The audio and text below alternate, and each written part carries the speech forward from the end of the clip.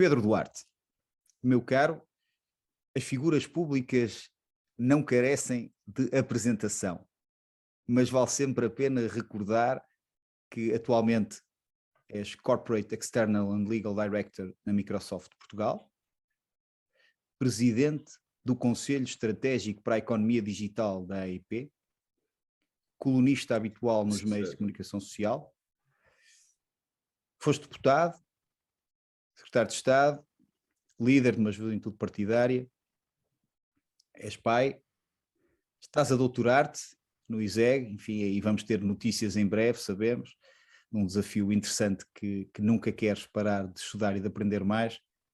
Fica aqui o primeiro desafio numa reflexão sobre liderança e negócios, Pedro. Porquê este percurso? Alguma razão que consigas encontrar?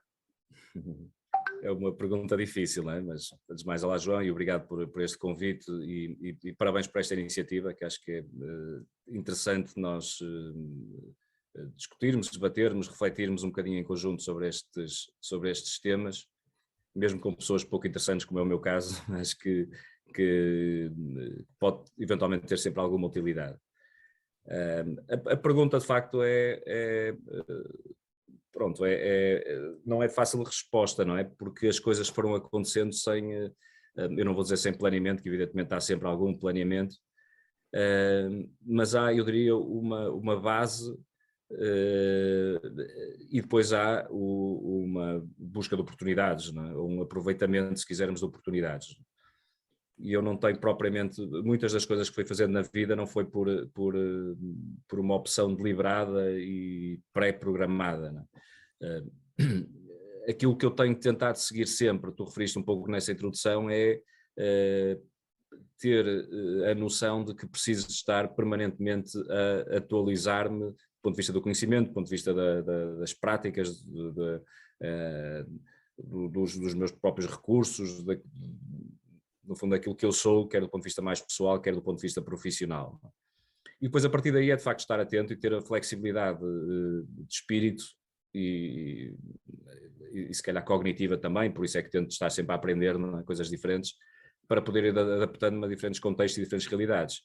Portanto, fui fazendo coisas diferentes, não é? Eu comecei por me licenciar em Direito, na altura imaginava que a minha vida seria, o meu sonho seria ser um advogado de sucesso, como é o teu caso, hoje em dia, mas depois fui mudando um pouco e, portanto, quer do ponto de vista mais de formação, entrar um bocadinho mais nas áreas da gestão, da economia, quer do ponto de vista pessoal, porque entretanto tive uma inserção intensa, eu diria, na vida política, desde muito novo, desde muito cedo, e finalmente num outro momento da minha vida houve um turning point muito, muito claro em que decidi de facto ir para o mundo das empresas, nomeadamente num setor muito ativo e muito pujante nos últimos anos, como todos sabemos, que é o setor tecnológico, e portanto tenho feito coisas muito diferentes, mas não é propriamente por haver um roteiro, digamos assim, que estava pré-definido, não é? Pelo contrário, eu diria. Muito bem, quero Pedro, no meio desta tua reflexão, fica logo assim aqui uma pergunta desafiante, um bocadinho a advogado, no sentido à vida da política e à vida das empresas, e eu vou estando atento ao que tu vais publicando e anunciando, e és sempre uma pessoa muito preocupada com o país, e o que fica a pergunta é, entre as empresas e a vida da política, são dois amores, não é? Aquela música famosa. Qual delas é que nós, como os filhos nós nunca gostamos mais de um do que outro, mas alguma delas que te marque? Ou que possas dizer é mais esta do que aquela? Do ponto de vista da realização pessoal propriamente dito, eu diria que a política tem mais condições para ser recompensador em teoria. Na prática, se calhar, não é exatamente assim.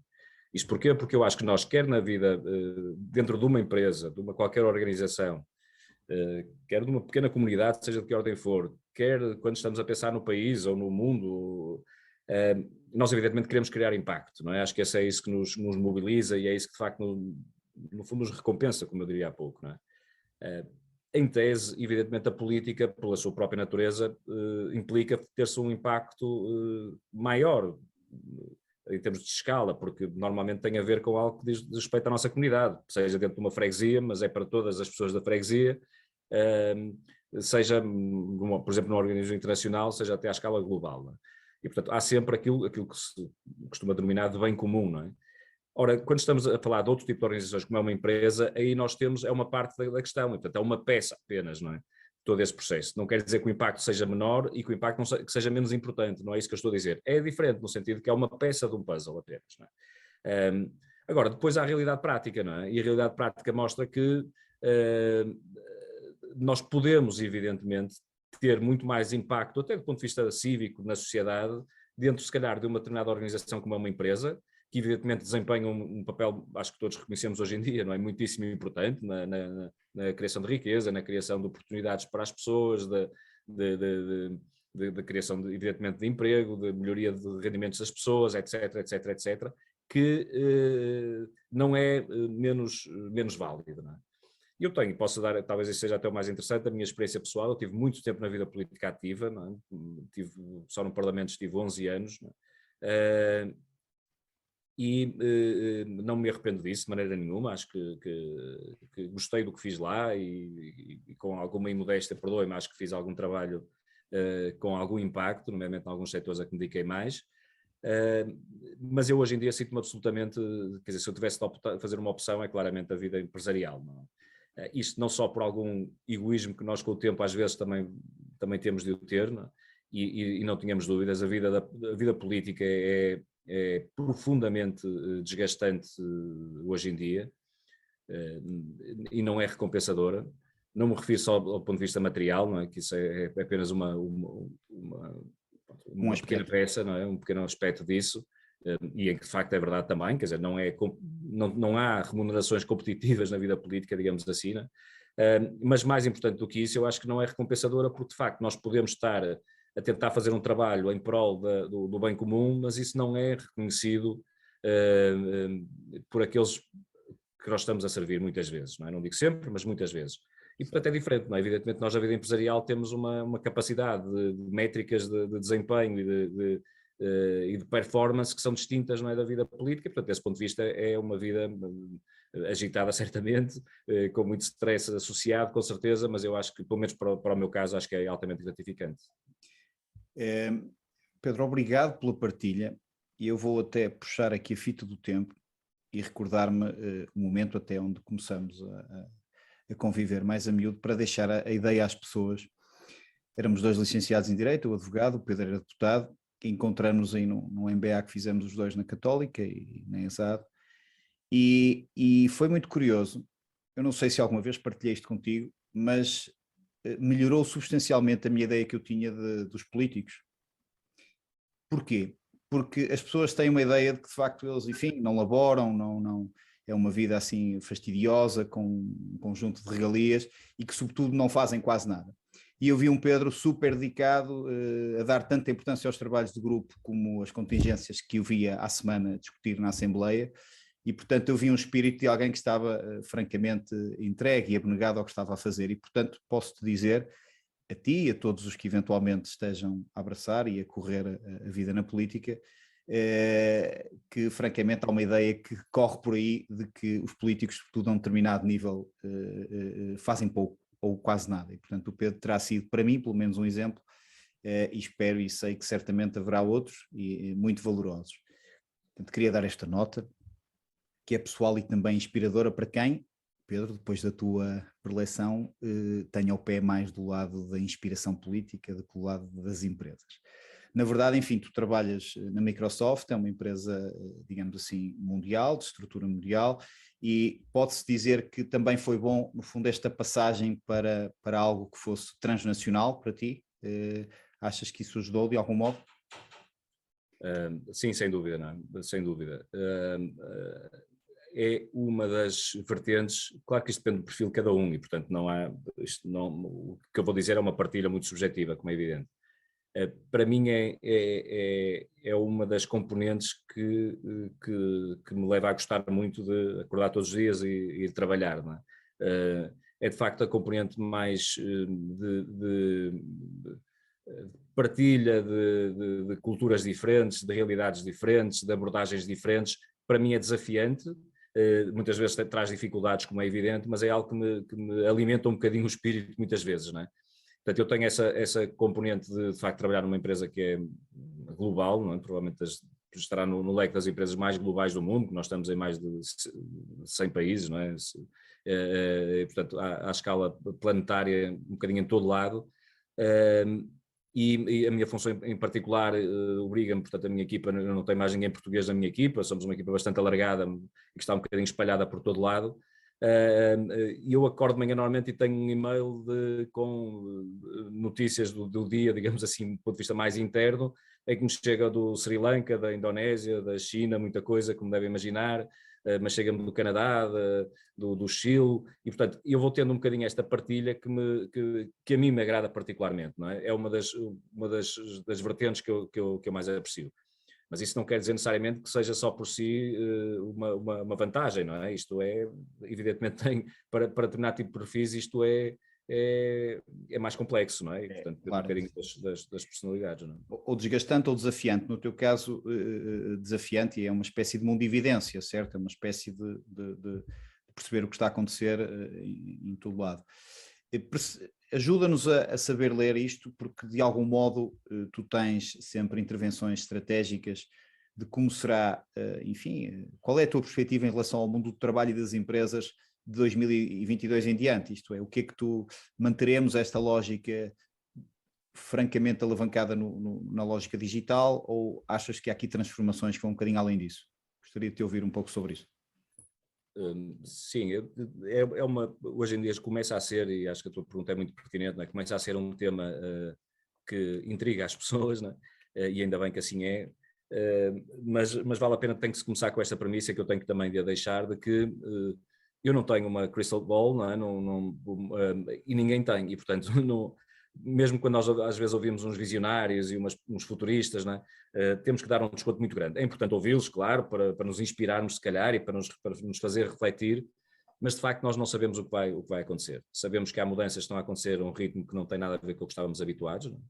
E portanto esta mudança que está a acontecer como se costuma dizer, é um ritmo exponencial, e a nossa formatação mental não está preparada para ritmos exponenciais, e portanto nós não acompanhamos a velocidade que a tecnologia está a ter. O que nos leva a ter muita dificuldade em conseguir prever seja o que for, não é? É muito difícil, não é? E então, não conseguindo prever, o que é que nós temos que, de que forma é que nos conseguimos adaptar melhor? Se de facto é assim, se estamos a uma velocidade que nós não conseguimos acompanhar como seres humanos, o que é que tu indicas na tua experiência e aquilo que tu perspectivas como sendo, o que é que podemos corrigir?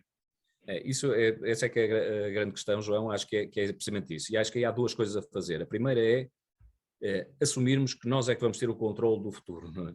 Nós, cada um de nós enquanto cidadãos, não é? E se quisermos o homem enquanto entidade, não é? E portanto percebermos que nós não vamos ter de andar a correr atrás da tecnologia. Por vezes há essa ideia de que vem aí a tecnologia que nos vai, não, a tecnologia virá se nós quisermos que ela venha, não é? E portanto nós quando quisermos parar, nós podemos parar. E só faz sentido utilizar a tecnologia enquanto a tecnologia for um acessório útil para a nossa existência humana. A partir do momento que a tecnologia passa a ser um problema ou passa a ser a ter um efeito qualquer negativo na humanidade, evidentemente temos de deitá-la fora, ponto final, não é? Portanto, o controle é nosso, em primeiro lugar. Em segundo, tentar fazer com que esse controle seja o mais positivo possível. E pode ser, não é? Eu acho que, nomeadamente, a tua primeira questão tinha muito a ver também com a nossa relação com o mundo do trabalho, não é? E de que maneira é que isso é impactado. E eu acho que se nós pensarmos na melhoria da qualidade de vida que temos tido nos últimos anos, eu diria até nos últimos 2 séculos talvez, não é? Fruto da tecnologia, na altura quando começaram as primeiras revoluções industriais, aquilo que mudou na humanidade, aquilo que era de facto o estilo de vida das pessoas, a própria longevidade, as relações humanas que existiam na altura, aquilo que é hoje, não é? Tudo mudou radicalmente e, portanto, nós temos de ter a noção de que o que aí vem nos pode abrir portas para pensarmos de maneira diferente também a nossa relação com o mundo do trabalho. E isso pode significar nós, por exemplo, trabalhos mais complexos, dolorosos, até do ponto de vista físico, podermos deixar que sejam máquinas a fazê-lo. Isto não é uma novidade, começou na primeira revolução industrial e, portanto, a questão agora, talvez com a robótica, com outro tipo de automações, não é? Isso possa ser ainda mais acrescentado, mas também outro tipo de trabalho, aí um bocadinho mais cognitivo, mais intelectual, certo, por força daquilo que tem a ver com a inteligência artificial, que possa também haver máquinas que nos auxiliam, no fundo, àquilo que é as nossas funções. E isso pode nos libertar também tempo para outras coisas, não é? Sem prejudicar aquilo que é a produtividade, não é? Portanto, a geração de riqueza não é prejudicada, mas nós temos, de facto, outro tipo de oportunidades de usufruir a vida de maneira diferente. Se conseguirmos isso, eu acho que temos todos a ganhar. Não é? Gosto da forma positiva que encontras, no sentido de explicar, parece-me válido, de que vamos encontrar espaços para mais reflexão e para podermos ter a cabeça ocupada noutros aspectos, e portanto é positivo, e portanto eu julgo que... Até porque, João, se tu reparares, é um bocadinho... Há de haver um dia em que se calhar vamos todos pôr a mão na consciência, não? Se calhar os nossos netos ou algo vão olhar para trás, ou ter filhos, não? Olhar para trás e pensar aquilo era uma vida absolutamente alucinante e sem grande sentido. Porque nós, quando olhamos para aquilo, os grandes momentos, se calhar, da humanidade e de saltos, foram momentos de grande esforço em prol da cultura, do conhecimento, da filosofia, onde de facto as pessoas tinham tempo, não é? Basicamente era a grande diferença. Exato. Entretanto, entramos todos numa lógica de aumentos de produtividade, andarmos todos a correr atrás de qualquer coisa, não é? Que não sabemos muito bem o que é sequer, não é? Porque cada dia há sempre um desafio novo e uma nova meta e uma nova métrica a atingir, não é? E andamos todos num ritmo absolutamente frenético e alucinante, não é? E de fundo, para se calhar conseguirmos todos, se calhar, termos uma pequena bolsa para quando nos reformarmos podermos usufruir da vida, não é? Mas depois a idade da forma vai de facto aumentando cada vez mais e a tendência vai ser essa. Nós próprios, se calhar, depois ganhamos hábitos em que não queremos parar, não é? E portanto vamos até ao fim da vida com este estilo de vida. Não é? Isto é uma reflexão um bocadinho mais filosófica do que... Não é filosófica, mas... Pedro. Eu julgo que é aí onde grande parte dos quadros hoje que estão em frente a computadores e estão num processo intelectual, é esse tipo de reflexões que fazem.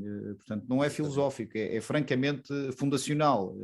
Certo. E temos visto, a pandemia tem levado um bocadinho a que as pessoas pensem isso, não é? Em Portugal ainda não estamos a sentir muito, mas há fenómenos a acontecer. Os Estados Unidos são talvez o país onde isso é mais evidente. Há muita gente a desistir dos empregos porque pura e simplesmente quer mudar de vida, não é? E porque de facto fez uma reflexão e disse isto não é o caminho. Não é? E eu acho que nós não temos aproveitado ainda a tecnologia de forma suficiente para, desse ponto de vista, trazer qualidade de vida às pessoas. Está a trazer muitos benefícios do ponto de vista económico, estamos evidentemente a aumentar a produtividade, estamos a fazer coisas inimagináveis, estamos a fazer coisas fantásticas, olha, na área da saúde, por exemplo, não é? Nós, sem a tecnologia seria impossível, não é? Nós temos atingido a solução para este problema, não é? Para este problema. Conseguimos, quer dizer, nós num ano conseguimos uma vacina distribuída globalmente, que é uma coisa impensável, não é? E até a forma como, por exemplo, nós estamos aqui a comunicar e durante a pandemia, os confinamentos conseguimos comunicar, a tecnologia ajudou-nos imensamente, mas do ponto de vista da gestão do nosso tempo ainda não tem conseguido fazer, não é? Eu ouço muita gente dizer, e eu acho que com razoabilidade, portanto, compreendo isso, muita gente dizer, isto agora, esta quarta revolução industrial, esta revolução digital vai trazer muito desemprego, porque as máquinas, a inteligência artificial, etc., vão substituir as pessoas e, portanto, vai haver muito desemprego. Infelizmente, não é isso que tem acontecido nas revoluções industriais anteriores, não é? Eu vou explicar porque é que digo infelizmente. Não tem acontecido. Portanto, aquilo que se tem visto é que a tecnologia tem evidentemente destruído alguns empregos, tem criado mais, e do ponto de vista líquido tem aumentado o número de empregos. Sim. Mas eu digo infelizmente porquê? Porque se nós nos disserem que nós mantemos o mesmo nível de rendimento ou aumentamos o nível de rendimento, mas não precisamos trabalhar tantas horas, será razoável nós queixarmos disso? Quer dizer, eu não tenho a certeza, não é?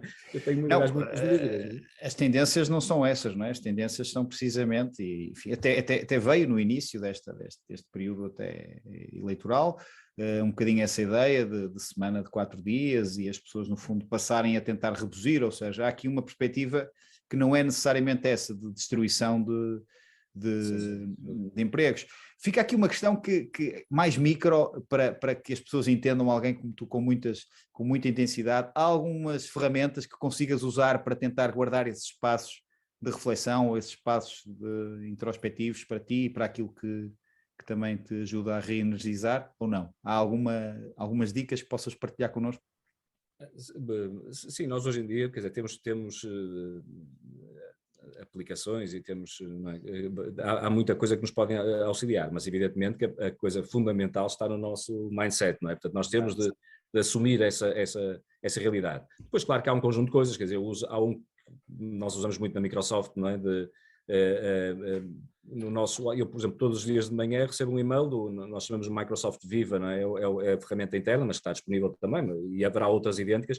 Eu no meu Outlook gero a minha agenda e o meu calendário, em que me sugere ou focus time, como eles chamam, ou tempo de descanso mesmo, não é? Quando percebe que está demasiado sobrecarregado, não é? Assim como é já uma ferramenta que baseia-se na inteligência artificial, por exemplo, dá-me. Vou dar um exemplo muito concreto. Eu tinha na agenda esta nossa conversa, não é? Para esta hora. E eu de manhã recebo uns pequenos avisos em que tem, por exemplo, todos os e-mails que nós trocamos antes, em que tem todo o material que tu me mandaste antes, que explicar, etc. Eu recebo imediatamente. Portanto, isto ajuda-me a gerir o tempo de maneira completamente diferente. Isto é baseado já na inteligência artificial, vai aprendendo com o meu dia-a-dia, vai conhecendo as minhas rotinas, e portanto esse dia ajuda muito. E faz isso quer dizer, está pensado e concebido para poder ajudar, quando percebe que aquele dia tem o calendário muito cheio, sugere-me slots, não é, dentro do calendário em que eu basta fazer um yes e fica bloqueado no meu calendário. Não é? Portanto, este é apenas um exemplo, mas é para dizer que nós também aqui estamos a crescer muito e a aumentar muito. Não é? E quando eu digo, só para deixar isto claro, quando eu digo que as pessoas podem trabalhar menos horas e se calhar estarem menos ligados ao trabalho, porque às vezes nem é a hora do trabalho, como nós sabemos, o pior é aquela hora que até nem estamos a trabalhar, mas continuamos ligados. Sim. E quando digo que temos que desligar disso, não é propriamente para o ócio só, que também é importante, não é só, não é? Eu acho é que pode nos libertar para fazer outras coisas, não é? Eu conheço, como tu certamente conhecerás, eu infelizmente não tenho esses dotes, não é? Mas pessoas que têm, por exemplo, têm qualidades artísticas para pintar, para tocar um instrumento, seja para o que for, quer dizer, há pessoas que gostam de facto usufruir da cultura, como é o meu caso, que não tenho jeito para artista, não é? Mas gosto de ir a um teatro, gosto de ir a um concerto, e muitas vezes não o faço porque de facto não é fácil conciliar as nossas vidas profissionais e pessoais e familiares e termos esse espaço também eu acho que de crescimento um bocadinho mais humano e não só profissional. Portanto, fica sempre aqui um ensinamento de que a nossa inteligência tem que ser capaz de utilizar esta tecnologia como uma ferramenta, não é? E não como algo que nos determina a priori tudo o que temos que fazer. E, portanto, é mais uma vez uma das lições que o Pedro nos deixa. Mudando aqui um bocadinho a posição, Pedro, eu julgo que Portugal pode, ou se ainda não é, pode ser muito melhor num sentido de ser atrativo para as empresas e ter um ecossistema muito virado para as empresas e para os empresários. Eu há uns dias li um artigo teu, consultado, enfim, foste consultado a por um conjunto de líderes nacionais sobre o que é que faria verdadeiramente a Portugal, e eu gostava que partilhasse aqui connosco um bocadinho o que é que tu achas que, do ponto de vista mais empresarial e mais económico, o que é que francamente poderá estar a faltar a Portugal, ou o que é que podemos fazer melhor? Certo. Pois, eu acho que Portugal tem de facto aqui uma grande oportunidade. Eu tenho dito sempre que posso, e eu olhando para a história, quer dizer, daquilo que é analisável do ponto de vista mais económico, eu não encontro um outro momento como este na nossa vida nacional, e daquilo que se consegue olhar para o futuro também não sei se voltará a acontecer. Isto é, a mudança que está a acontecer do paradigma económico é gigantesco em termos globais. Nós, como eu há pouco dizia, isto é exponencial, nós às vezes não conseguimos ter eu diria, a distância suficiente para podermos avaliar, mas o que está a acontecer é muito significativo. Não é? Um estudo recente que saiu há uns dias atrás da IDC de previsões para 2022, e eles diziam-nos que pela primeira vez na história da humanidade, e vai acontecer durante este ano, a economia global, pela primeira vez, mais 50% vai ser digital, considerada digital. E, portanto, a economia já é mais digital do que é física. Isto vai acontecer este ano, esta mudança, não é? E não precisamos ser grandes visionários para perceber que esta tendência vai continuar, não é? Portanto, é uma mudança brutal na lógica económica. E nós muitas vezes, nós ainda não estamos, muitos de nós, a perceber isso, nomeadamente os decisores políticos continuam, basta olhar para aquilo que têm sido as intervenções mais recentes, quando se fala de economia, só se fala da economia como se falava há 20 anos, portanto, exatamente a mesma lógica, como se a economia continuasse a ser a economia física que era de antes. Não é? E, portanto, isto é uma mudança muito grande. O que significa que Portugal tem tido enormes desvantagens económicas e que, apesar disso, tem resistido. E quando digo desvantagens económicas é, por exemplo, ao nível da sua escala ou do mercado, da escala das empresas. Nós temos, de facto, empresas muito pequeninas e que, num mundo altamente globalizado, como temos tido nos últimos 20 anos, isso é um problema. Não é? Uma economia que sofreu do impacto da entrada numa moeda única que nos foi claramente desfavorável do ponto de vista da política monetária, que sofreu a abertura de mercados, por exemplo, da China e do leste, não é? Quando a China aderiu à OMC no início do século. E, portanto, uma competição que destruiu muitos setores da nossa economia. Portugal tem sofrido muito. Não é? Agora, quando há esta mudança total, de repente parece que tudo muda, não é? E tudo aquilo que eram desvantagens passaram a ser quase vantagens. Nós estamos, do ponto de vista geográfico, colocados no centro do mundo, entre a América e a Ásia e no meio da Europa, não é? Ou no meio do Atlântico, se quisermos, não é? Temos integrados na União Europeia, não é? Temos depois um conjunto de instituições, nomeadamente universitárias e outras, de enorme qualidade, nomeadamente quando nos comparamos para aquilo que é a realidade do país, estão muito acima da média, portanto formam pessoas, que é claramente hoje em dia o ativo e o valor fundamental para uma empresa quando se quer instalar num determinado contexto, não é? Pronto, para além de muitas outras características que veremos aqui amanhã para dizer que são vantagens hoje em dia nossas, não é? Aquilo que eram desvantagens geográficas, por exemplo, de estarmos na periferia da Europa, hoje em dia isso é absolutamente irrelevante, como sabemos, não é? Temos visto muito durante a pandemia aqueles fenómenos nómadas digitais, percebemos que sem o país fazer muito por isso, a verdade é que muitos vieram para Portugal e escolheram Portugal. De facto, a nossa qualidade de vida, o nosso solo, o surf, tudo o resto, a montanha fantástica que temos, todo o país, a gastronomia e afins, não é? Acho que nós temos enormes vantagens para podermos capitalizar neste novo momento. Não é? E se nós aproveitarmos esse momento, vamos para mudar aquilo que é a natureza da economia portuguesa, a partir daí gerar mais riqueza, gerar mais oportunidades, gerar melhores rendimentos, porque também é assim que vamos conseguir reter os nossos quadros, os nossos melhores quadros, e podermos esperar ter um futuro diferente para as próximas gerações. Meus caros, está mais que visto, Pedro Duarte é sempre uma pessoa que vê o copo cheio, nunca meio vazio, e é um prazer ouvir-te lançar ideias muito sistemáticas, muito estruturadas sobre o país e, portanto, eu julgo que é uma valência para a Microsoft, certamente, e para as empresas, mas, sobretudo, percebe-se que, e ainda bem, que continua aí uma preocupação pelo país e pelas causas que são comuns, e, portanto, embora tenhas feito um disclaimer, de facto, claramente dizer que as empresas hoje te atraem, mas continua aí e é bom saber que continua a tua preocupação pelo país e pelas causas comuns. Pedro, aproximando-nos no fim, eu não sei se há algum lema de vida, alguma lógica que tu queiras deixar, alguma palavra de força que entendas que os líderes e os gestores portugueses para o mundo, se tens alguma ideia que nos queiras deixar. Uma ideia só é sempre difícil de escolher, não é? Eu diria que é só vou dar o meu exemplo, porque eu não tenho veleidades de evidentemente ensinar nada a ninguém, mas eu acredito que algo que me tem beneficiado, julgo eu, não é? Muito ao longo da minha carreira, é a capacidade de encontrar o ponto de equilíbrio entre duas vertentes. Por um lado, uma enorme, gigantesca, eu diria, humildade até intelectual, e portanto perceber que há sempre coisas novas a aprender e eu não sei tudo, não é? Seja mesmo numa área em que esteja muito especializado, com uma outra vertente em que nós não nos podemos condicionar pelo medo de falhar, e, portanto também tem que haver uma componente de autoconfiança, não é? E isto é um equilíbrio difícil por vezes, é sermos humildes, mas termos autoconfiança. Por vezes são contraditórios, não é? Ou podem parecer contraditórios, mas isto nós temos de conseguir, que tem muito a ver às vezes com a própria cultura portuguesa, perde um bocadinho com isto, porque nós por vezes perdemos com alguma facilidade a humildade, quando temos um momento de sucesso, achamos-nos um bocadinho, quer dizer, quase imbatíveis, não é? E por outro lado, nós temos muito medo de arriscar, não é? É uma característica histórica nossa, não é? Secular, nós temos medo do risco, não é? E, portanto, e constrangemos-nos muitas vezes, não é? A dar o passo em frente, a sermos arrojados, não é? E eu acho que temos de encontrar, e portanto não é, eu se calhar não ajudo muito quem nos está a ouvir, porque eu estou a dar dois valores contraditórios, mas também por isso é que é mais desafiante, é encontrar-se o ponto de equilíbrio para poder conjugar estas duas vertentes, não é? De todo, não são contraditórios, são complementares e são de facto de alguém que tem os pés bem assentos na terra, da humildade, que nos traz esta ideia, mas sempre com uma perspectiva positiva. Pedro, muito obrigado. Obrigado a todos pela presença, por Caminhos Direitos, com conversas que marcam a diferença.